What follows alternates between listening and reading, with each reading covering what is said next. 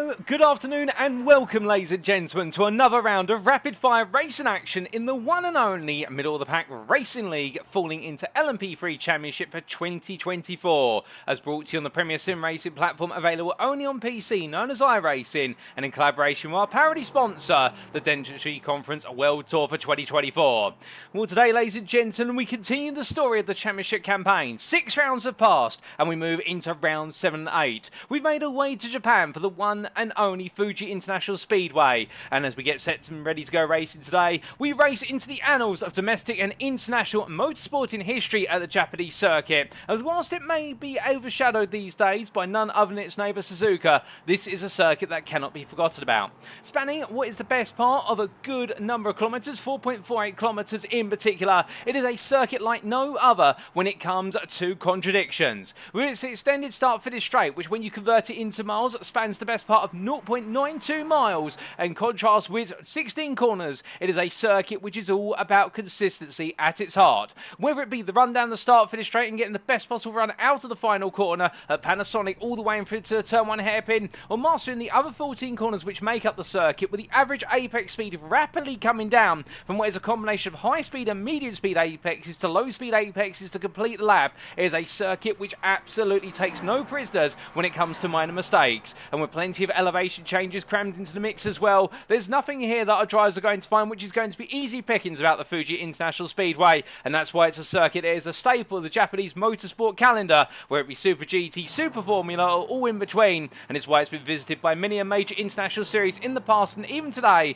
including the likes of Formula 1 and perhaps most notably of course the legendary 1976 Formula 1 Grand Prix, which saw James Hunt take the championship crown over Niki Lauda, but also more recently of course this circuit being a staple of the GT World Challenge Asia calendar. Well, as we welcome you all to this live broadcast from the circuit side, keeping in mind of course it is a post-round broadcast for your viewing pleasure, but what exactly does that mean? Well, this broadcast is live in the fact it's happening right here and now. However, the race in itself is not live. It occurred early this week, back on what was Wednesday the 23rd of October. We're bringing it to you as if it were live today, this fine Saturday the 26th of October 2024. So therefore, we tried to do our best to avoid any potential spoilers with regards to the ongoing practice session that's in the background, the upcoming qualifying session, and most importantly, our sprint race. And this being the final sprint race of the championship calendar, it being round number 7, and next week in the season finale, of course, we do go to the one and only feature race to wrap up the second half of the championship campaign. So therefore, we do ask, of course, if you're tuning in right now, please avoid any potential spoilers in our respective chats, and that's for the guys and girls at home tuning in who may not know exactly what happens, and we in the commentary booth do not as well. But let's not get ahead of ourselves here. This broadcast is available on 2 media platforms for your viewing pleasure. It's available on YouTube at youtube.com and search for TX141TX or Paul Walsh, and welcome to you guys and girls tuning in via YouTube. Alternatively, it's also available on Twitch at twitch.tv/TX141, and welcome to you guys and girls tuning in via Twitch. But who is TX141? Who is Paul Walsh, I hear you ask? Well, allow me to introduce myself, I should say, as your host and commentator for this season. My name is Paul Walsh, also known as TX141 or Brit of the Spit, depending on what media you follow me on, and I will bring you all of your racing action. And we'll speak in our action for today, our schedule there in British Summer Time, that's BST, or Universal Coordinated Time +1, UTC +1.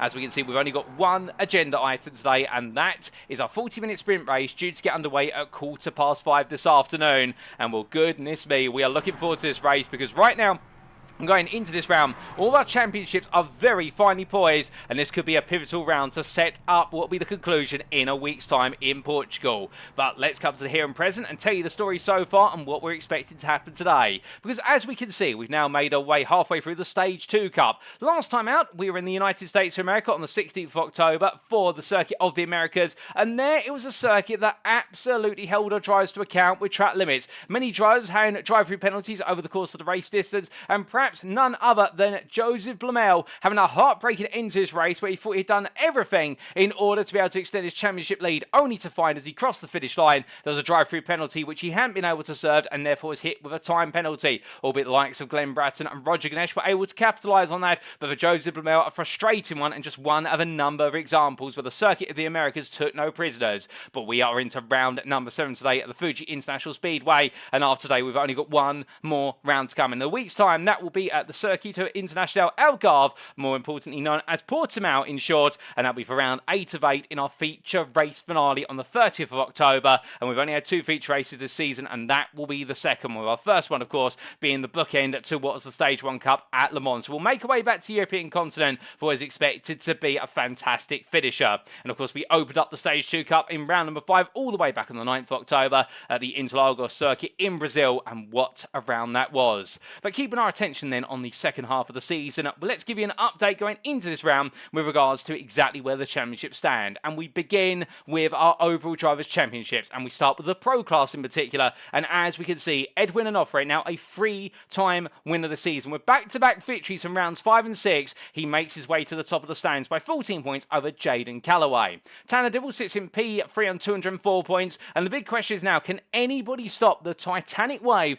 that Edwin Onofre is running up and down the paddock with, in the fact he's been absolutely unstoppable? Many a driver has been able to keep him honest in qualifying. Many a driver has been able to keep with him in the opening 20 minutes of the race, but over the distance he has proven to be unassailable. And could anybody find a way to perhaps be able to gain ground on him today? Well, the top 3 will be hoping to do so, but don't rule out Eric Nickheads there in P4, a rising star on the grid, nor David Adiyi on 178 points who completes your top 5. James Logston sits a further 8 points behind, with mixed fortunes over the first 2 rounds of the Stage 2 Cup so far, going to his mixed fortunes in the first 4 rounds of the Championship. He'll be hoping for less of a mix and more consistency, as will Kyle Moraiza in P7 on 151 points. He joined midway through the season, but we did know, of course, of the fact that Kyle Moraiza was a hotly anticipated driver to be joined on the grid, and he made his presence felt, particularly at the start of the Stage 2 Cup in Brazil, with that absolutely brilliant Procast podium. Jason Landry as well on 149 points. Fortune has not found him this season after the Formula 4 season earlier on this year, and therefore he'll be hoping that he can try to make his way back into the top 5 before all is said and done. And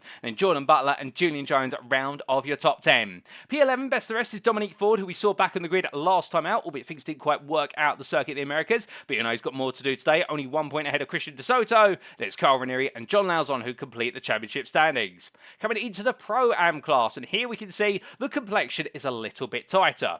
It's 5 points between Shajee Zuhair and Matthew Quinton. And we have to emphasise here, Shajee Zuhair in the first half of the championship in the Stage 1 Cup looked absolutely unstoppable. He was in the AM class, he was promoted to the Pro-Am class in round number 3 based on his performances, and he absolutely dominated. However, in the second half of the season so far, the story has been so much different. Zuhair seems to have lost the momentum, and with that loss of momentum, it's Matthew Quinton who has picked up the pieces, and my goodness, has he been rising to the challenge, and he's moved within 5 points of the championship leader. And after that win at the Circuit of the Americas, he will be hoping that today he can get ahead of Zuhair, or at least level the playing field going into the season finale. However, there are many drivers here who you need to keep an eye on. Wesley Griffith in P3 on 167 points, 7 ahead of Tom Bryce, and these two are setting themselves up for an absolutely brilliant battle for 3rd place, if not the hunt for P2. With Matt Best as well, the Texas Speed Sim Racing driver, racing under the banner of Second Breakfast for this season. He's in P5, only 3 points ahead of Garrett Chavez, and we have Mark Senegal in P7, holding off Justin Delano by the best part of 31 points, with Jermaine Warren and Aaron Lahr completing at the top 10. Outside the top 10, it's Justin Bragan, and what is there the best part of 9 points further afield, and he's ahead of Nick Bader by 9 points in their battle for P11. And it's Jake Gertson, Jacob Wally, and Sean Symes who complete your Pro-Am class championship. And then coming to the AM class, we can see the complexion here is Joseph Blomel leads the way by only 4 points. Indeed, that disaster at the Circuit of the Americas holding back, and Braden Melling is the man who's inching closer. However, we have seen first-time victories for a number of drivers in the AM class in the second half of the season so far, and while those first times come for Glenn Bratton at the Circuit of the Americas, being promoted to victory after post-round penalties were applied, and he's moved up to P3 as a result of that lion's share of the points. And it could go any which way between those 3. Don't rule out Aaron Tigger either on 120 points. He has an outside chance here if he scores big today. S. Edward Irving has moved to P5 ahead of Ethan Rowe, as the two continue to exchange blows in the battle for P5. And it's Carl Peterson, Roger Ganesh, Jason Seelin, and Alexander Fresalone who complete your AM top 10. And a further 11 points behind is Jesse Jameson Jr. in P11 ahead of Navru Kumar. And we have Tim Chong, Todd Miller, and Kurt Smith completing the AM championship standings.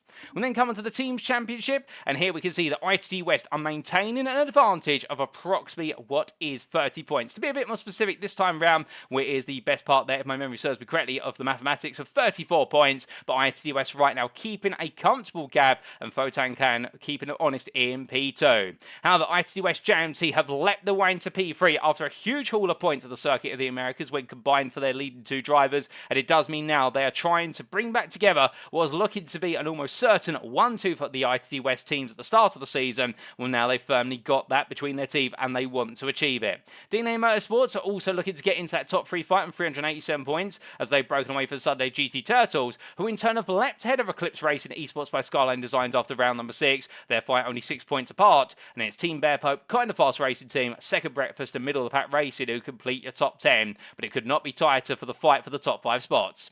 Vice Motorsports sit outside the top 10 there by the best part of what is 16 points, and they're trying to nip on the heels of Middle of the Pack Racing, the Caboose Crew, Breakfast for Dinner and Slipstream Sloths completing the championship standings. But of course, we also need to take a look at the Stage 2 Cup championship standings, and remember, these are for the final 4 rounds of the season, where the points for our drivers that they score over the course of rounds 5 through to 8 added together, and we will be announcing our Stage 2 Cup champions in each class at the end of the season. And as we'd see, Edwin Onofre with 2 wins out of 2 leads at 102 points to the 96 of Jaden Calloway, a 6-point advantage that could prove absolutely critical going into next week if he's able to maintain it today, and it's Tanner Dibble a further 14 behind. Jason Landry has risen up the ranks into P4 just ahead of Eric Nickens now by 3 points, with Kyle Morais a further 7 points behind in your top 6, and it's Dominique Ford, Julian Jones, David Addy and Carl Ranieri who complete the top 10.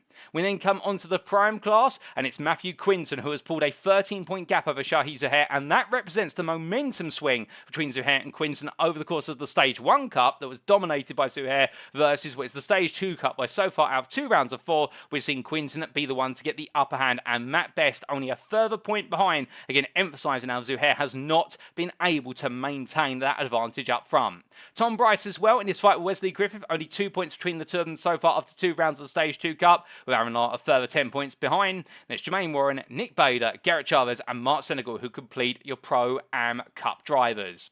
We then come into the Am class, and here we can see Glenn Bratton leads by a single point over Braden Melling. It could not be tighter between the two of them, and that goes to show the damage that was done at the Circuit of the Americas on that final lap penalty for Braden Melling. Glenn Bratton will be smiling, however, and knowing that right now he's in a running form with his first ever win last time out in what is a Middle of the Pack Racing League Series in the Am class, and he'll be wanting to ride that wave of momentum, and Aaron Tigger only a further 5 points behind. This top 3 incredibly close. Roger Ganesh and Joseph Blamel complete ways the run to P5 there, only 2 points between the two of them, and we have S. Edward Irvin a further 2 behind, with Jason Seelin and Carl Peterson not too far off their heels, and he's getting ever closer to being the top 5 of the Am class. And those are all our updates on the championship stands and the cup stands. Let's come to our circuit for today, and of course it's the Grand Prix layout of the Fuji International Speedway. Located near the city of Oyama in the Sunto district of the Shizuoka prefecture of Japan, it is a circuit that sits in the foothills of Mount Fuji, and an absolutely picturesque circuit to go visit as a tourist, but also a wonderful circuit to race at as a driver. And for the uninitiated, this is the official testing circuit for Toyota and Lexus, and indeed if you're wondering where the F emblem comes for what would be the F division of Lexus cars, well, it's in reference to Fuji International Speedway, which is where the cars are broken in, and it was all where it started with the legendary Lexus ISF in 2007. But in terms of the circuit, and thank you to iRacing.com for their fantastic simulator and the brilliant circuit maps that come with it, it's a 16-corner circuit with an absolutely incredibly long start for this straight, spanning the best part of almost a mile, and well, that makes up almost a third of the entire circuit length. But rather than go through all the 16 turns using a 2-dimensional image, what better way to bring the circuit to life and take you around than a reference lap from Jason Landry, and here we go. Albeit in much clearer conditions compared to what our drivers will be racing today, as he makes his way down the start for this straight, heading towards turn number 1, flat out all the way, with the heaviest braking down the circuit and braking about 125 metres all the way down to first gear, upshifting to second there at the apex to assist with wheel spin as he exits the corner and goes full throttle. It's now a blast through the kicker 2 and up towards turn number 3. And difficult corner to get right into Coca-Cola, but into left-hander, he'll brake just before the 50-metre board, trail brake down to 4th gear, and now flat out as he'll go into turn 4, keeping nice and tight here through 100R, and maintaining that tightness as he heads to the second apex of turn 5, while keeping the car over to the right-hand side now for the hairpin at turn number 6. braking about 75 meters from corner apex, and then it's all about tucking into the camber of the road and then building up the power and straight in the steering, and he'll make his way flat out all the way through 300R down towards the turn 10 hairpin. And this is the second heaviest braking zone on the circuit. We'll let the car come out to left at the Dunlop hairpin as it's known, and braking at the 100 meter board all the way down to first gear for the hairpin chicane. As he makes his way right, left, right, he'll find up to second gear at the apex of turn 11, and now flat out up towards turn number 13 as he goes into the brakes, unsighted there into the right hander. It's uphill over the apex, and now coming through net spin at turn 14 to 15, having to straighten the steering under braking there into 15, and through the blind left-hand apex, which is over a crest, which unsettles the car naturally. We'll bring the car over to the left-hand side there for Panasonic corner, or the corner that has about 10 different racing lines for it, and you can see 3-4 wide there in the closest the racing. But as he exits, it's all about that exit as he goes flat out now to the start-finish line, and well, you get to see the second half of that extended start-finish straight, and that is a lap of the Fuji International Speedway, brought to you by none other than Jason Landry. But now, coming on to our rules, a quick reminder, of course, because we can't go racing without rules, and as we can see that in terms of setup, while drivers are running a fixed setup as provided by the Middle of the Pack Racing League with fuel loads restricted to 50 litres. In terms of the races, they shall begin by a rolling start, as is the tradition of LMP3 style racing, with drivers receiving a drive-through penalty if they accumulate 15 or more instant points, and those may be picked up for off-tracks, contacts and spins. In the sprint race, we'll see the grid order set based on a closed qualifying session, which has just completed in the background whilst we've been giving you today's introduction, and each driver has one fast repair available should they be involved in an incident of any description that does damage to the car, but we're not expecting any safety cars to be deployed at any point during the race. Even if there is a major incident on lap 1, turn 1, our drivers are encouraged to try and drive as safe and as fast as possible in order to maximise their opportunity to score big points today. Well, that's enough rules and regulation, everything in between, but you're all here for the racing, and so are we. Well, we head back to circuit side, and as we do, without further ado, it is time for us to take you through that grid, and our grid for today is as follows in a very misty and cloudy Fuji International Speedway, and I wouldn't be surprised if we're going to see some rain today. And as we can see, taking overall and pro pole position is Dominic Ford, who returns to the front row of the grid, the privateer of 137.279. Joined on the front row by Pro Championship leader Edwin Onofre, only 0.06 off a pole. Jaden Calloway lines up on row number 2 for ITD West in the company of James Logston for Team Bear Pope, the two separated by 2/10, and then Tanner Dibble lines up on the third row of the grid, P5 for DNA Motorsports, with Jason Landry for Sunday GT Turtles, P6. David Adiyi begins his race from P7 today for ITD West, in the company on the fourth row by your pro and pole sitter Matthew Quinton, adding another pro and pole position to his tally, and just behind him will be Tom Bryce for ITD West JMT. Well, season best qualifying performance, at least for the Stage 2 Cup. He begins his journey on the 5th row of the grid, and completing the top 10 will be Eric Nickens, the pro driver for Photan Clan.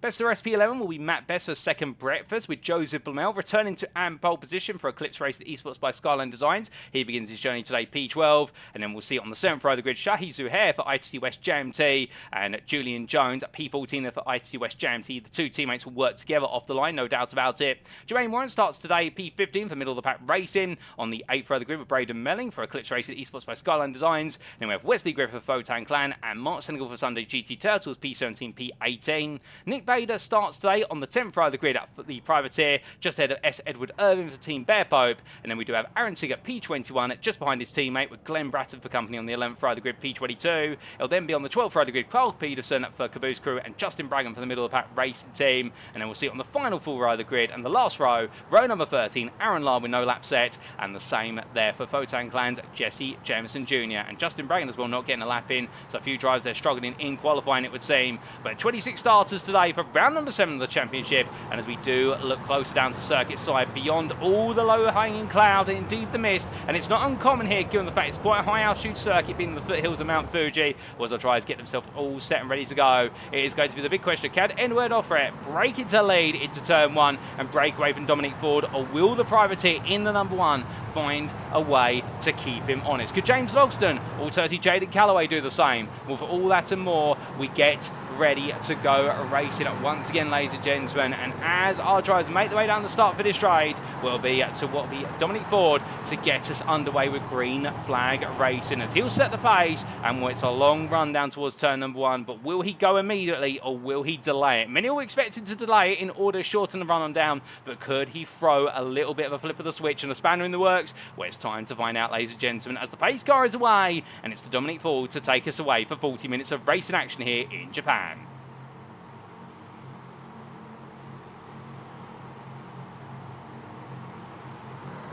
it's lights out and away we go for the 7th round of the championship as Dominic Ford leads at a good amount of time as they roar their way down towards turn number 1. But look on the left of the pitch, that's Jaden Calloway. Look on the right, that's Edwin Onofre. And in the middle, Tanner Dibble trying to open up the door with James Logston putting his bets behind Onofre as they roll their way through the apex. Goodness me, the blimp being completely obscured by the clouds there, so we're not going to be able to give you a high level overview of how everyone's made it through the opening quarters, but everyone is safely through turns 1 and 2 as Ford and Onofre battle their way into the apex. Meanwhile behind, also got Justin Bragg there making some early gains versus Nick Bader as he looks to go around the outside of the middle of the pack racing, but as they charge their way down, oh goodness me, and a loss of control there for Glenn Bratton. Gets it very wrong coming through Coca-Cola corner. We look back up towards the top 3 and here is Jaden Calloway fighting his way alongside James Logston. Logston not giving up here and immediately putting the pressure on. A bit of elbows out racing between the two of them, and Dominic Ford has held off Edwin Onofre after Coca-Cola as they roar their way down towards Dunlop for the first time of asking. What they do, Calloway versus what will be Logston, still side by side here. Neither one wants to give up at the moment. Logston on the inside, Calloway will go outside to inside,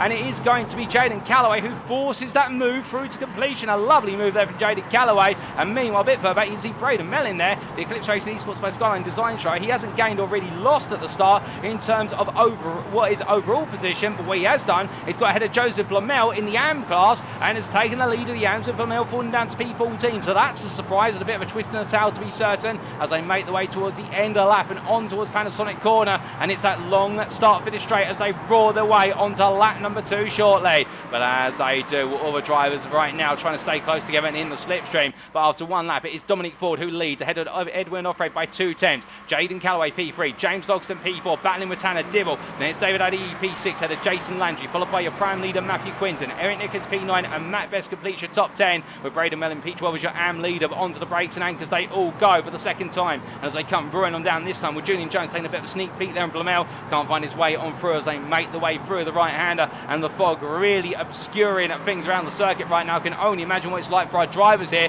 as they make the way onto another lap and how challenging it could be. Meanwhile further back there we can see S. Edward Irvin looking up the inside versus Aaron Law, but the lime green machine privateer going around the outside and getting the move done as Aaron Tiggett's had a spin at turn number 1, and that's moved him down to P24 off camera as we briefly lose Aaron Law. He'll rematerialise from the internet ether shortly, we do hope. We don't want to see an early retirement there from the man who's definitely provided plenty of entertainment in the Pram class all season long, all for the positives. But meanwhile come back to the front of the field, Dominic Ford under pressure from Onofre, and Onofre eager to make a move here, and I do wonder whether Onofre feels though he's got better pace than Ford, as Ford then may give him a little bit of space as the Lightning McQueen machine right now trying to get Calloway and Onofre to fight each other, and doing exactly that does Jaden Calloway. He says don't mind if I do, chaps, gets it on the inside into 13, but now through nets he'll be on the outside of plenty of understeer creep in here for our drivers, but they're able to go too wide in, they're too wide out as well, and it's going to be the battle of Panasonic corner, and will Calloway on the inside. But the problem is, do you want to be the leader coming out this corner? No, you don't, unless you can break the toe, because now Onofre is going to have a huge slipstream down the start-finish straight. But look at Dominic Ford, already almost a second's gap as they make the way down. In fact, he's off camera as they head up towards another lap. And right now, Calloway, Onofre and Logston will be the order P2 through to P4, with Dominic Ford leading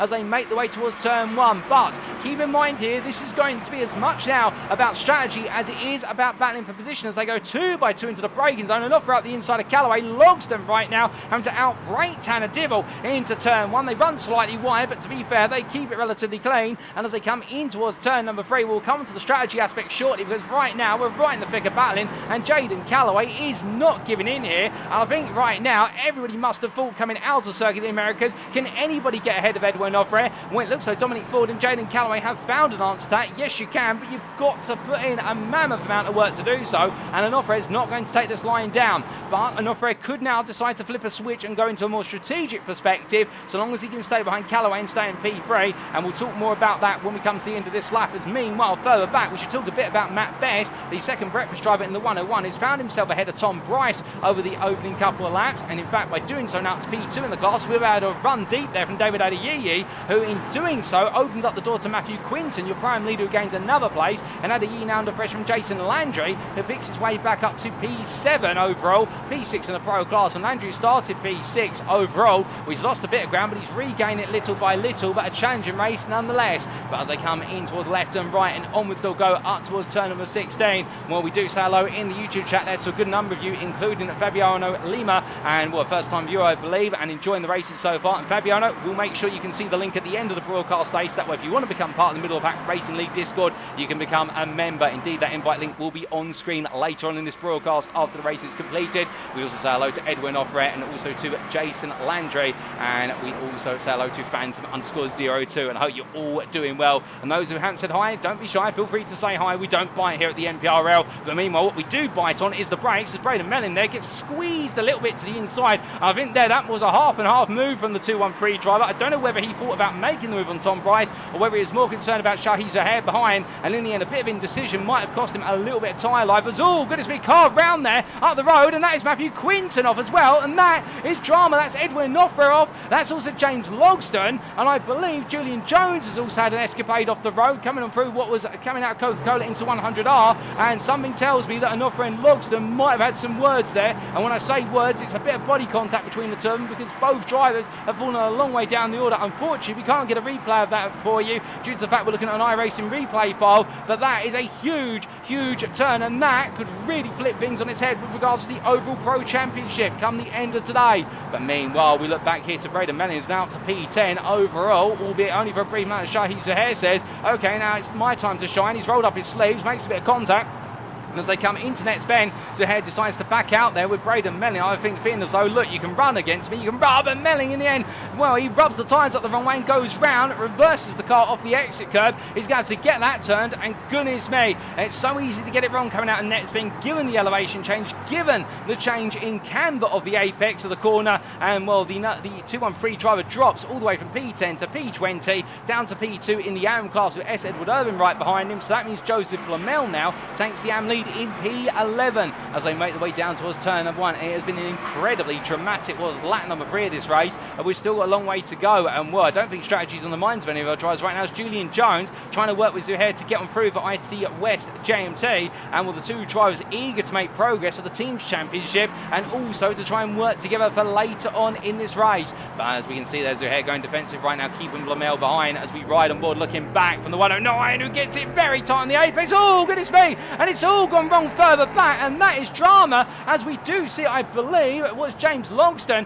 and also Edwin Onofre coming on through, but multiple drivers getting caught up in that incident, which did see what was a major spin for the likes of Nick Bader and Mark Senegal getting caught up there, and Julian Jones as well. And goodness me, it does seem as though Coca-Cola, some drivers taking the apex a little bit too tightly, the car bouncing around its suspension, and as it came on down, well, the rest was history there with the domino effect between all the drivers. But as we continue to see those who are unaffected by the incident or recovered from the incident making their way back up to top speed, well, we look to Wesley Griffith as right now he's got James Logston for company behind the Photan Clan driver. Well, in P13 he'll be looking to try and stay with Jermaine Warren just in front because they're two Pro-Am drivers. Meanwhile, Logston a Pro driver behind. But just for the uninitiated, a reminder of course that points are scored based on overall finishing position, not class finishing position as a priority. So that means that as an AM and a Pro-Am, you are encouraged as much as possible to fight with the other classes, including the pros, because if you can get ahead of them, you will score more points. And that is on top of the fact that in the Pro-Am and the AM classes,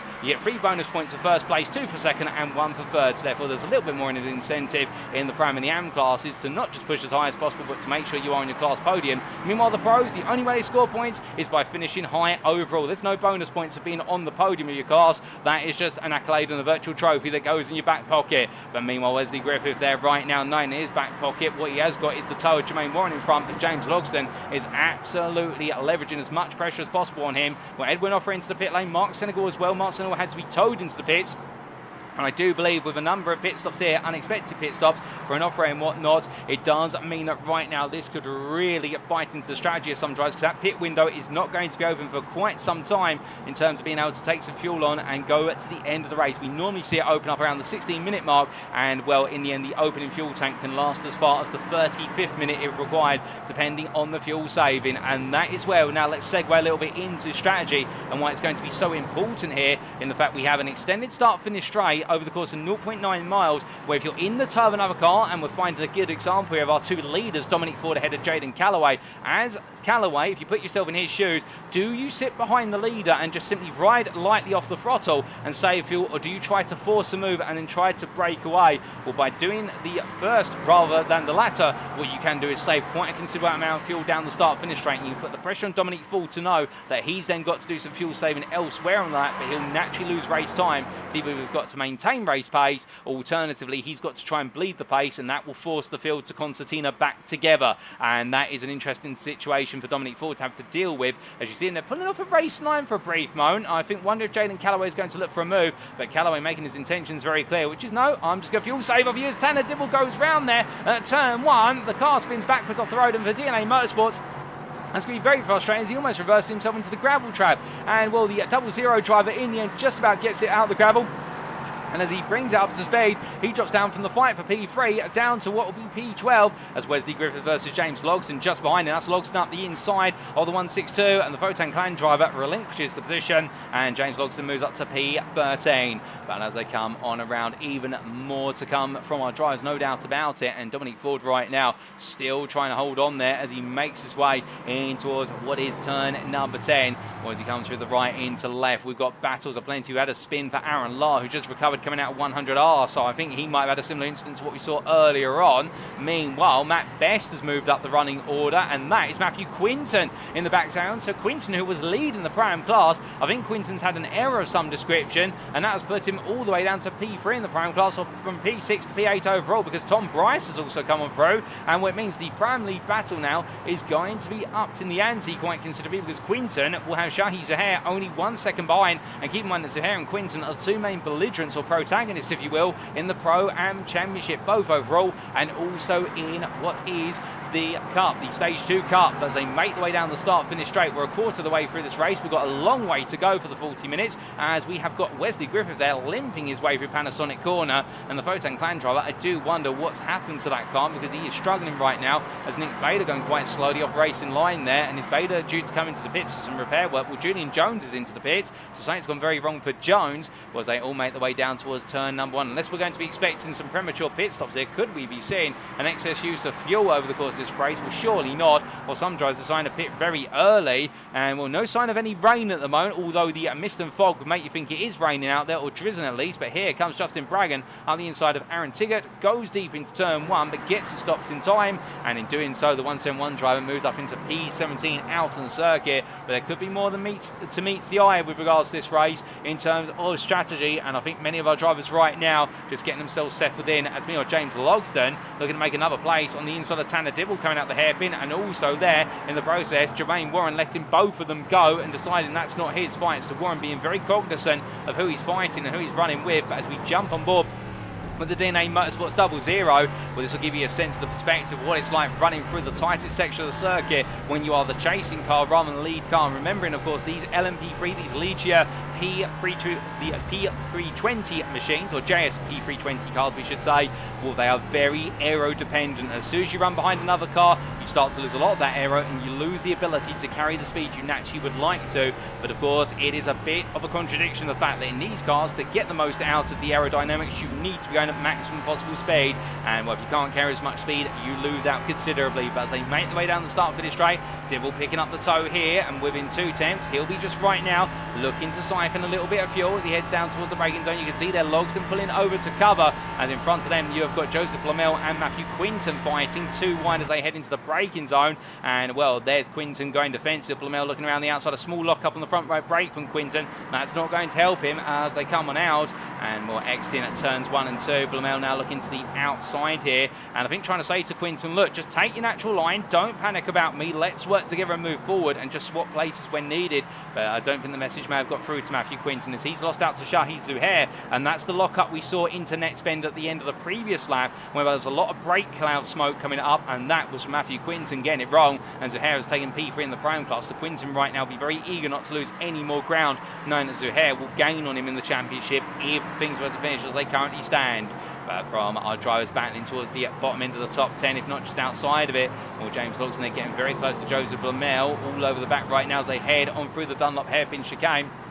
And well, from them, we do look to what is Jason Landry, who is literally setting fastest lap after fastest lap. That previous lap, a 37.00 to be precise, the nearest 100th. And Landry, who did start quite a way down in the running order going into this race, will right now absolutely flying out there and running 6/10 a lap faster than the top two. But what can he do at the end of this lap? Now he's in clear air with a little bit of a distant toe.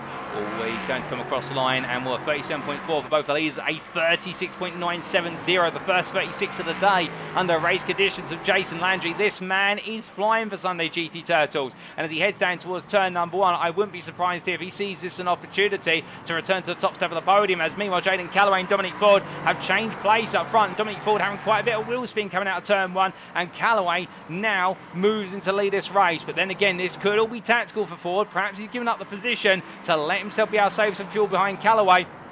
Meanwhile, Bryce versus Zuhair. That's Zuhair on the inside, and Shajee Zuhair getting in another place here, or does he? Has to absolutely make a mountain out to a molehill of an apex curb there, and he does so without losing the rear end of the car. But the ITT West JMT driver moves up into P2 and Pro and P7 overall, and Matthew Quinton immediately now on the attack. It looks up the inside on Bryce, and Bryce, I think, being caught out there, napping into the hairpin, and Matthew Quinton, my goodness, well, if you ever needed a sign that Matthew Quinton is eager to win the championship this season, there it is, because the speed he came up versus Bryce was absolutely incredible. But as he makes way in towards turn at number 10, and Bryce right now just staying behind there, perhaps playing the game of, you know what, they're going to be fighting so hard and pushing each other hard, I might as well save fuel instead and catch up in the pits. Or as they come out of turn at number 12 and in towards 13, 14, many drivers playing this race with very different complexions, and therefore it's all going to be about what will be the second stint in terms of the information we gain from the pit stop and how the field is shuffled around. But there's still plenty of time before those pit stops come on in, as meanwhile Tanner Dibble here defending versus Jermaine Warren, but attacking versus Joseph Blamel. And well, it's that awkward situation of being between a rock and a hard place, as they say. And well, Dibble right now having to try and invest where he's trying to break his way through the rock that Joseph Blamel is presenting. As you can see, Blamel there trying to chase the tyre Tom Bryce, but in doing so, having to weave and bob and wind along the straight like a boxer, if you will. And Tanner Dibble and Jermaine Warren having to try and shadow box behind as they make their way down towards turn number 1. Warren close, but decides to back off. They will lift off the throttle about 50 metres from his normal braking zone in order to bleed all the speed out the car and send the message to Dibble, which is, look, I'm not going to attack you. There is no value doing so. But meanwhile, speaking of value in battling, that's Jesse Jameson Jr., who you see obscured there in the fog and mist on what is the inside of the left of your picture, battling with Glenn Bratton on the right, Bratton being in the grey-blue machine, meanwhile Jesse Jameson Jr. for Votan Clan being in the what is black and orange machine. And as they head down to the braking zone, Jameson Jr. up the inside. This is a P3 in the AM class, a nice succinct move there from the 2-3-1 driver. Jameson Jr. does overcook it a little bit on the exit, however, but now he's going to have to go defensive versus Glenn Bratton. Bratton holds the outside into Coca-Cola corner. Jameson Jr. on that inside line. It's going to be very tight. It's going to be hard to maintain the speed all the way through, but in the end it does enough, and Bratton falls back, and Jesse Jameson Jr. consolidates that P3 in the AM class for now. But heading up the rise into the hairpin, his next target will be Aaron Lahr for P16 overall, and from then we look to Zuhair, who has got Matthew Quinton right behind. And this is the fight for P7 overall, but more importantly for P2 in the Pro-Am, between the top two in the championship. And as I head in towards Panasonic, Zuhair there just letting the car run out nice and wide, just inching the car around, protecting the tyres, and keeping in mind as well that this Fuji circuit, something we haven't talked about, is a very high load circuit on the left-hand side tyres. There are a number of extended right-handers or off-camber right-hand corners, but Zuhair into the pit decides, okay, strategy is going to be the way today, and he's going to go for the undercut here. Meanwhile, Matthew Quinton has gone on, but Zuhair decides to pit early, and I believe that is the earliest pit stop we are going to see on what is expected to be the one-stop strategy. And Carl Peterson, meanwhile, making a little bit more progress there for Caboose Crew, as we see Edwin Onofre make his way on pass for P20 overall. Onofre, of course, having to come into the pits that damage earlier on, so therefore right now he's trying to pick up what is the damage limitation points as much as he can. But Shajee Zuhair into the pits and releasing Matthew Quinton for the time being. But where will Zuhair come back out? That is going to be the big question. Well, he makes his way down pit lane, and as he does so, well, we briefly saw that Aaron Lahr, Jesse Jameson Jr. and Glenn Bratton. Edward Irving has just gone on past, so Zuhair comes out behind Edward Irving observing. Does he come out ahead of Edwin Onofre? He does not, nor does he ahead of Carl Peterson. And in fact, this has not worked out for Zuhair. He has got traffic. As soon as he comes out of the pits, he's less than a second away from Carl Peterson. So therefore, it is now going to be painful in the fact that he's going to be in the draft, which is great on the straights, but will he be able to gain through the corners, knowing that he's got to deal with the dirty air of Peterson first and then Edwin Onofre if he can get close enough? Well, that would be a question only he can answer as we're about to reach the halfway point of this race, but Shajee Zuhair's strategy may come to backfire against him, as I have got a bit of bad news off circuit, ladies and gentlemen, and that is that Mark Senegal will not be rejoining. They've had to retire the car due to damage picked up at the start of the race. So 26 starters have now down to 25, but all of our other drivers on the lead lap. Zuhair immediately on the attack here versus Peterson. This is important for the 109 driver. Peterson doesn't put up too much of a fight and gives Zuhair all the space in the world, but it will still cost him quite a bit of time. Meanwhile, speaking of time, well, it's time to look at a top 3 fight rather than a top 2 fight at the front of the field, because Jaden Calloway and Dominic Ford are your main protagonists, but you'll see there in the rear of the picture, Jason Landry is now within a second of the top 2. He is closed up quite considerably and set purple lap after purple lap. Well, I can tell you one thing, Jason Landry may love the lime green on the Sunday GT Turtles machine. In fact, we can't say it's lime green because otherwise that would besmirch the lime green machine reputation of Aaron Lahr. What we can see is that rather nice green colour on the Sunday GT Turtles machine. I don't think it's the favourite colour of Jason Landry. I think today his favourite colour is purple, because he has set for the last, what is 7 laps, fastest lap after fastest lap. The man is flying. The only driver who is coming close to him is none other than Edwin Onofre, who is setting the fastest sector in sector 2 of the lap. So that is from what is 100R all the way through to the Dunlop chicane hairpin. And well, as Landry gets closer and closer, he is definitely chomping a bit right now to try and take victory today. But of course, the challenge he'll have is in the fact that because he's been going so quickly and setting those laps, he's now got himself into this battle. But can he save some fuel to make sure he doesn't lose out on the strategy versus Calloway and Ford, given the fact that they may be able to take 2 to 3 seconds less in the pit lane compared to Landry, and then he's got to make up those 2 to 3 seconds once again, which I don't doubt he can make up. But will there be enough time at the end of the race for him to make the time up? That will be the question. And if you've got Eric Nickens or David Adeyemi 2 to 5 seconds behind, who have been saving fuel by comparison, does that mean they leap ahead of him come the pit stops, or at least get into a battle with Landry and potentially prevent him from being able to get into that lead fight at the very end of the race? Well, as I try to come onto another lap, meanwhile we look down the order to Jesse Jamison Jr., who right now into P2 in the AM class, ahead of Glenn Bratton, who's right on his heels. But keeping in mind that we have had Joseph Blamel into the pit lane from what was at the time P2 in the AM class. So therefore, Blamel now down to P21 overall off camera. And we have lost Tanner Dibble. I believe we may be seeing a retirement for the DNA Motorsports driver, because he does seem to have disconnected from the race. And if so, that is very misfortunate for Tanner Dibble. It would be the equivalent of an engine blowout in real life racing. So therefore, it does mean that for Tanner Dibble, this race may be coming to an end when it was looking to be so good for a top 5 finish today. And well, DNA Motorsports will be absolutely fuming at that. They've had no luck in the second half of the season, and that misfortune does seem to be staying with them. As meanwhile, we continue to look at the battle for P2 in the AM class. So P12 on circuit, at least overall, we suspect it's quite a bit further down and may be for the tail end of what is the top 20. But as the battles continue, we've also got strategy mix-ups there. That's James Logsdon making his way out the inside of Carl Peterson. Peterson yet to take a pit stop. Logsdon has just come out the pits. The same for Tom Bryce. And well, Bryce right now absolutely glued to the back of Logsdon. Joseph Blamel, who came into the pits 2 laps ago. The Eclipse Racing Esports by Skyline Designs driver in the 234 finds himself in a pack of what is a Pro and a Pro driver, both on similar pace to him. But he'll want them to go a little bit faster. And Blamel up the inside there. And well, the 234 driver making it clear to Bryce he's not happy with the pace that Bryce is putting down. Logsdon's already disappeared 1.5 seconds up the road, and Blamel now finds himself in a fight here as they come down towards turn number 10, and as they roar the way towards the braking zone. Well, Blamel's going to try and commit to the outside, Bryce to the inside here, but can Blamel get it all the way around to the inside of 11? No, he can't, and Blamel's pace now will fall away. And could this open up an opportunity for Melling, perhaps even Jameson Jr. and Glenn Bratton, to be able to get a bit closer on strategy and overall race time? Well, we'd imagine that for Braden Melling the answer is definitely yes, but Jameson Jr. and Glenn Bratton, it may be a little bit more difficult,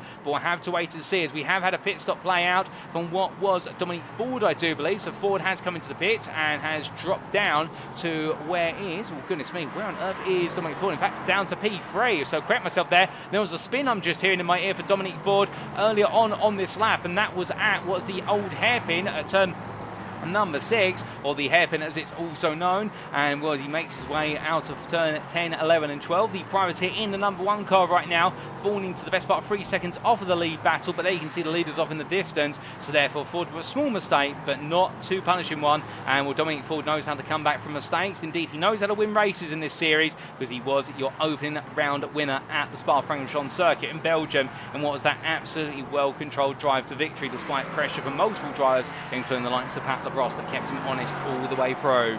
But they make their way down the start-finish straight and continue to march their way into what is the final 15 minutes of this race, with no peel to the pits yet for the top 3. Norfolk Eric Nickens just a bit further behind, and Matt Best, who is your Pro-Am leader at this time, well, he continues to push on here for second breakfast, knowing that Matthew Quinton is getting closer lap after lap. And that last lap for Matt Best, a 37.407. For Quinton, a 36.522. You do the mathematics, that's 9 tenths gained from Quinton to Best on a single lap. And right now, the second breakfast driver, he'll be looking in his rearview mirror and he'll be wondering what exactly can he do to keep Quinton behind. Well, the answer is he's just got to stick to his game plan and make Quinton be the one push harder and harder, and not do things like that running wide at turn number 3. And not just because of the fact you pick up dirt on your tyres and a few marbles will go with it, but also it's the fact you pick up an off track, and those off tracks can add up towards the end of the race. And well, the Fuji International Speedway, not the nicest of circuits for off tracks, it must be said, and those penalties can be absolutely brutal with its extended pit lane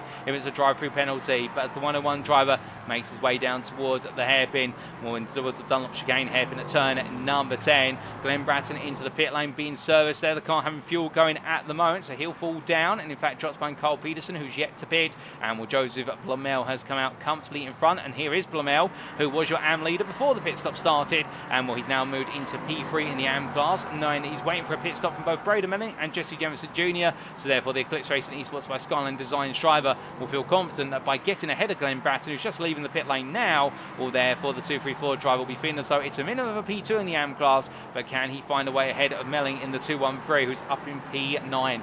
And that will be the question that will be on his mind. And that's the thing, when you pit so early in the race compared to your rival, in the end you can't think about what's going to happen. All you have to do is think about your race and what you can do to maximise it, and this will not be maximising it right now by having Tom Bryce get along your inside coming down through turns 8 and 9 into turn 10, unless Blomel's deciding, you know what, Bryce might actually be the faster driver here, albeit given the fact these two have had a little bit of spat earlier on, you would imagine in fact they're quite even on pace, or Blomel's got a slight edge, and therefore he may find that his race time now is going to be slowed a little bit by Bryce being back in front of him. But we'll have to wait and see as they make their way through Nets Bend. But Bryce definitely being closed up to by Blomel, and at this point with Julian Jones just behind, well, if Jones gets involved in this could be even more punishing for the Eclipse Racing Esports by Skyline Designs car as they head out onto the start-finish straight.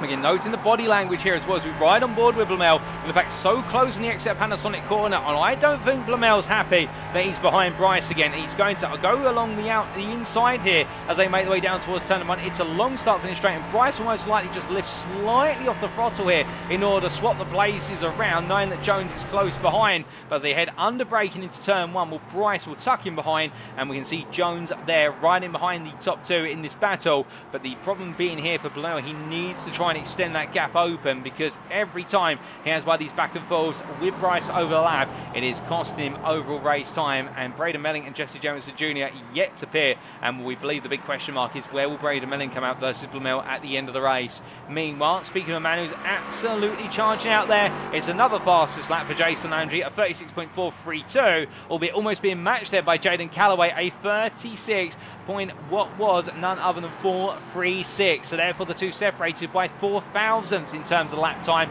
So it does look as though Jaden Calloway now getting the hurry up call with Landry's encroaching presence, and that might be a sign that Calloway has been doing considerable fuel saving since we saw Dominic Ford have, well, we noticed that Dominic Ford had that half spin. And thank you Jason Landry for filling us in the gap there in the YouTube chat as to what happened to Dominic Ford. But the point being now that Landry, in getting this close, does he have to start thinking about a little bit of fuel saving just to make sure that he stays in arm's reach, because otherwise he may just need to absolutely hammer the wick once once again in order to be able to be in that lead battle come the final lap.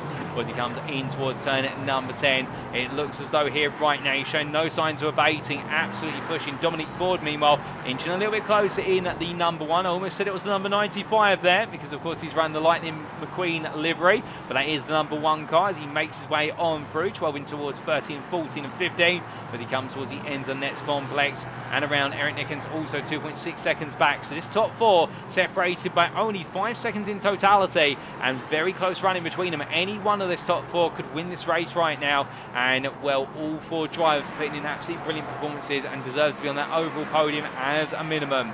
As they make the way towards what will be the end of the 30th minute of the race. That's the pit stop coming up. Who's it for? It's for Jason Landry, who decides, right, I've got close enough to Calloway, but he's holding me back. I don't like the dirty air. He's going for the undercut versus the top 3. Jason Landry is going all in this race. We love to see it in the fact that he right now is not playing the strategy of save fuel. He's playing the strategy of go, go, go. It's a 40-minute qualifying session. Every lap's got to be a qualifying lap, and will Matt Best.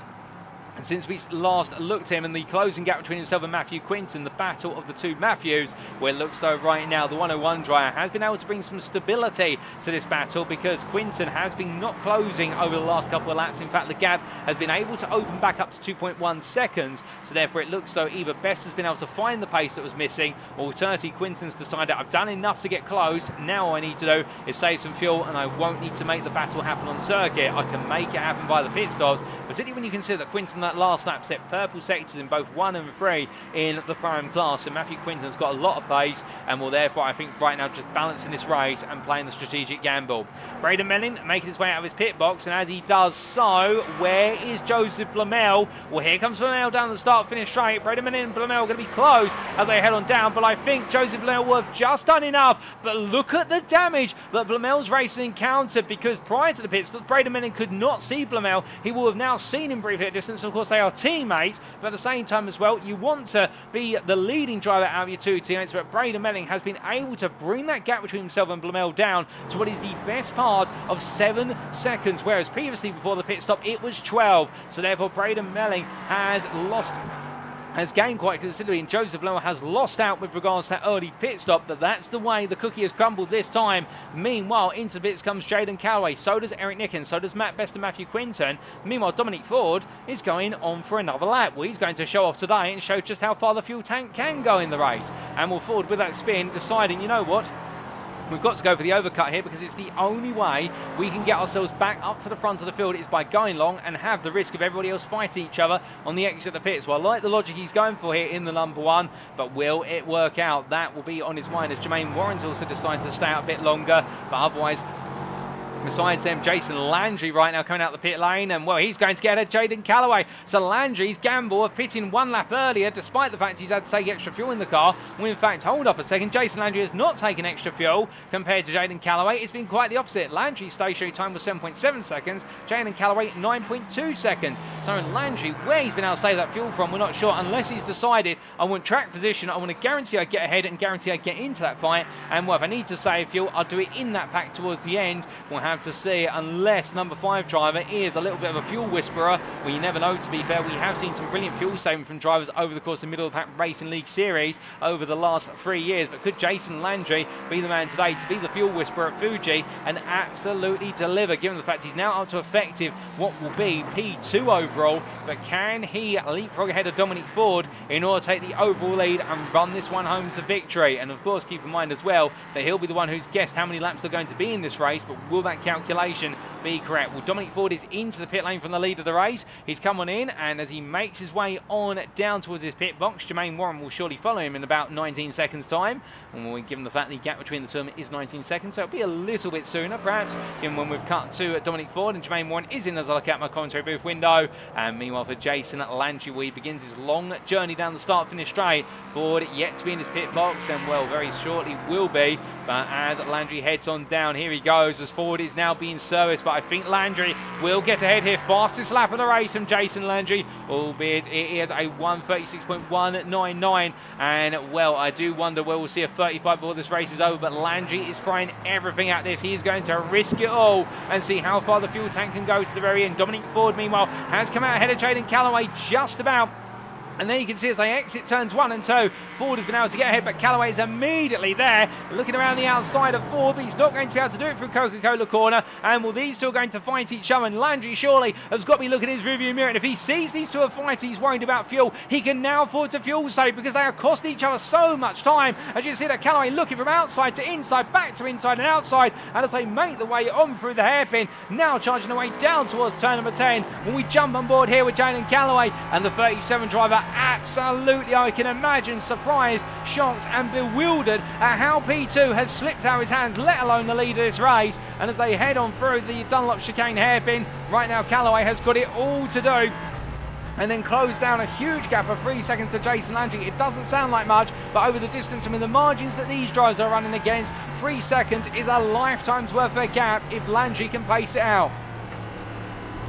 Now net spin they go, a bit of wheel spin there for both drivers. Calloway on the approach to the apex, meanwhile Ford on the exit off of apex, mounting the curve very high and just upsetting the rear weight transfer of the car as they make the way onto the start finish straight. With the gap on exit of Panasonic, 4.5 tenths, but it's going to come down very gradually here as they head on towards what will be turn number 1. It's a long way to go, and Jason Landry not setting a new fastest lap of the race this time around. I think Landry now cognizant of the fact that he's got to start to balance the pace out here to get to the end. There's only 5 minutes to go by the time they clear turn number 1. For those 5 minutes, we'll see this lap plus at least another 2 unfold, and well, we will have to wait and see whether there's enough fuel to get to that final checker flag. And as Calloway right now very close to Ford once again, heading towards Coca-Cola, looks the inside, but Ford's going to cover it off, puts the car right in the middle of the road. Calloway goes to the cut back here. It's a good amount of momentum. He's going to make to look around the outside as the two rub slightly. Calloway going all the way around the outside here. This is brave stuff, but understeer creeps in its ugly head and says no you don't, and Calloway made to fall back. But as they head on through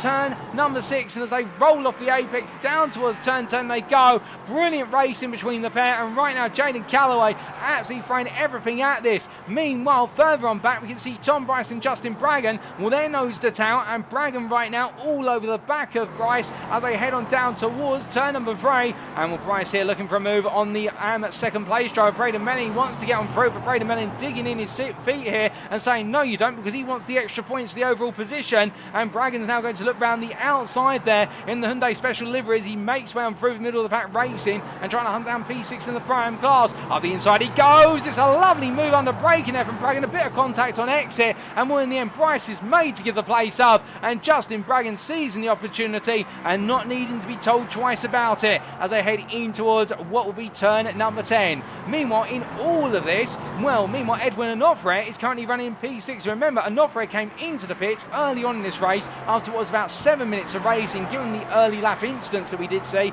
But Onofre right now into P6. Whether he can make it to the end or not on the fuel tank he's got, that's the big question. But if he can, we'll get a fuel saving to finish inside the top 10 on a one stop that's had to be retroactively worked out. I'm telling you, that is huge for Onofre, and that could be the salvation for damage limitation today here in Japan, and may just see him still leading the Pro Championship going into the season finale in Portimao. But meanwhile, as they head on down towards turn number 3 for what will likely be the penultimate time here today, will meanwhile we look to Glenn Bratton, who has got what is Aaron Lahr right in front of him, albeit for now as they get very close to each other, and when Bratton having to back off. Meanwhile, Edwin Onofre heading in towards what will be turn number 6. He's made his way past Eric Nickens, who's had an error coming on through 100R quite recently. So the Fotan Clan driver now down to P6, but he's going to be chasing after Onofre still. He's got Matthew Quinton for close company behind, and as they head up towards what will be the turn 10 hairpin, onto the brakes they go. And well, right now Eric Nickens of Fotan Clan just throwing everything he can at this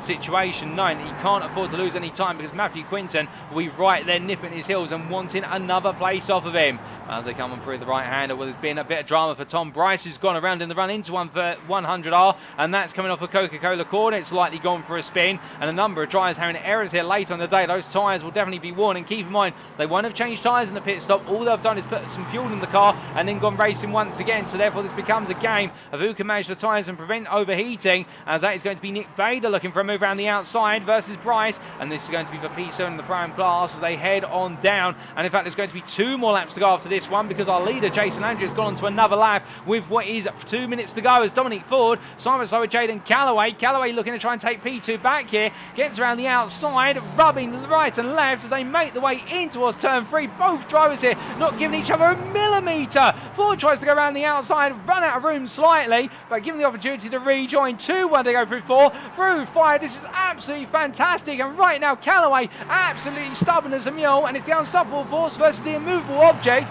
and Ford right now proving to be absolutely immovable with regards to his resilience, and Dominic Ford still holds on to P2 here with what is 1.5 laps to go as they make the way down towards turn 10. But all this fighting, as spectacular as it is, means that Jason Landry now has a 6-second gap at the front of the field, and that is going to give him a huge amount of space to play with as this race heads towards its checker flag. 1 minute left on the clock. We've got one more lap to come after this one, because if Landry was to back it off now, he wouldn't be able to extend the lap long enough without being passed by these two, given the gap that the drivers have, and therefore right now Jason Landry has to go into one more lap, potentially uncertain with regards to the fuel in the car, but we'll have to wait to see just how far that fuel is going to take him as Jason Landry makes his way on down. It is going to be his final journey around the Fuji International Speedway Grand Prix layout today as he heads on to what will be lap number 25 that we're going to achieve. The checker flag will wait in next time round as we can see the white flag waves there, and Dominic Ford versus Jaden Calloway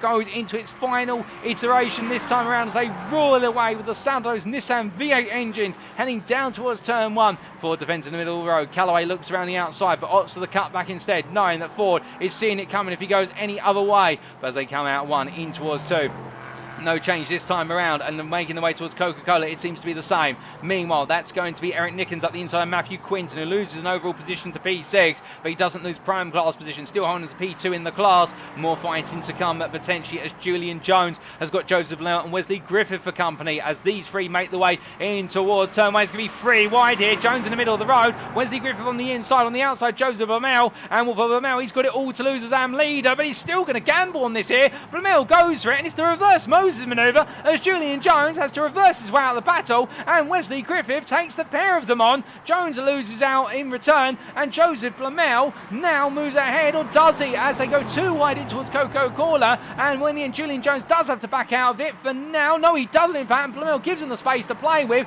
2 wide they go, rubbing doors, and as they make the way out turn 5 in towards 6, Blount relinquishes the position and falls down to P14. But with all this going on, we need to come back to the front of the field, because right now Jason Landry makes his way out the final corner, and as he does so, the checker flag is only 100 metres or so away, and he's done it, ladies and gentlemen. He's been the fastest man all day, and Jason Landry pulls off the strategic miracle and takes victory at Fuji in what a brilliant drive for Sunday GT Turtles driver. Dominic Ford will hold on to P2 in the end, just ahead of Jaden Calloway P3 in a superb battle for the run-up spot between them, and then it will be Matt Best who takes his first prime victory of the season there for second breakfast, P4 overall for the 101 driver, ahead of Edwin Onofre and Eric Nickens, with Matthew Quinton in the end taking the second place spot on the prime podium, P7 overall ahead of Jermaine Warren, with a season best performance there, and I believe his first time on the prime podium all season, or at least in the Stage 2 Cup. And then be James Logston P9, Shajee Zuhair P4 in the prime class, P10 overall ahead of David Adeyi,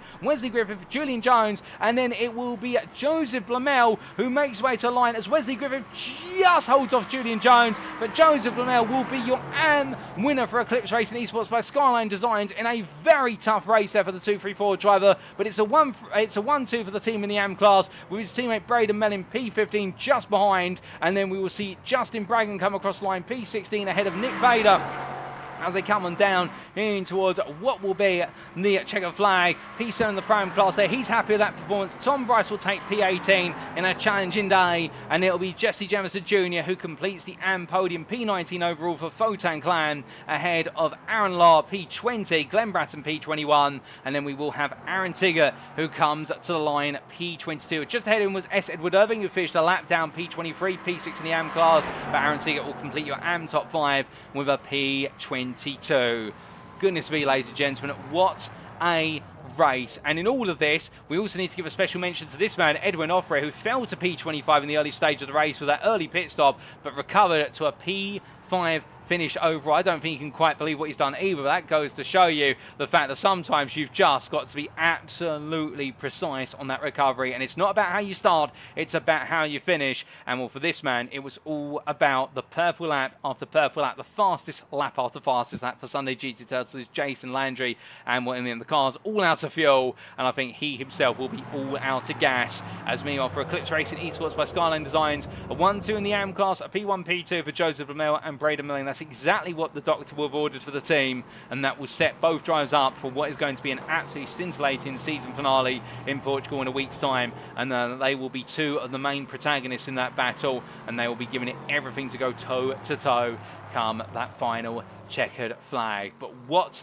a race here in Japan, ladies and gentlemen. Plenty of unpredictability all the way through. And despite the mist and fog acting a bit of uncertainty with regards to where we would see any rain, the one thing that we did have for certain was absolutely brilliant racing from lights out through to checker flag. And with that, as we do look to the scenic view, let's take you through those race results subject to any stewards' inquiries. And here they are. So after 40 minutes of racing in the 7th round of the Middle of the Pack Racing League, falling into LMP3 Championship for 2024, as brought to you on iRacing, Jason Landry, your overall and pro winner for Sunday GT Turtles by 6.4 seconds over Dominique Ford. The priority in the number one in the end, doing everything he could and successfully holding on to P2 versus an absolutely oppressive Jaden Calloway for ITD West. And you can understand why he fought so viciously in the second stint of the race, because I think he felt as though today the win was coming to him, but in the end, strategy and battling held him at bay and forced him to a P3.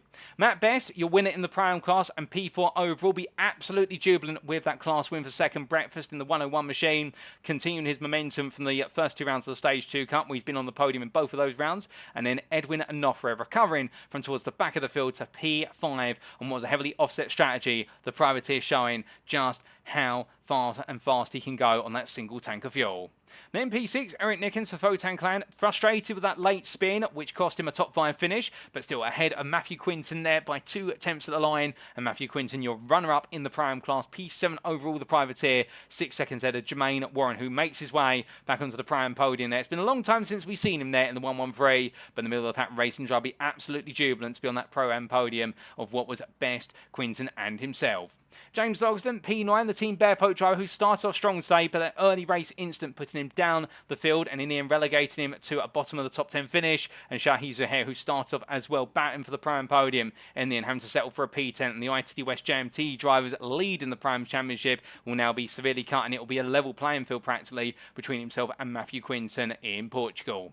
Best P11, David Adey for IT West ahead of Wesley Griffith for Photan Clan. Julian Jones at P13 there for IT West JMT, and what was a challenging race, no doubt about it. And then to an AM1-2 for Eclipse Racing Esports by Skyline Designs of Joseph Blamel, your AM winner ahead of teammate Braden Melling in a fantastic drive, but very different strategies between the two. One for the undercut, one for the overcut, and we saw today the undercut was not the optimum strategy, but Blamel able to make it work regardless of the traffic. Justin Brangham, P16 for Middle of the Pack Racing ahead of Nick Bader. And then we can see it completing a top 20. It was Tom Bryce in a very back-to-front and front-to-back style race for the ITD West JMT driver, who did well to fight his way through the order, but late errors and late battles put him back down to a P18 finish, but still ahead of Jesse Jameson Jr., who rounded off the AM podium there for Photan Clan. And that the AM podium, I should say, being of what was Blamel, Milling and Jameson Jr., and Aaron Lahr completing your top 20.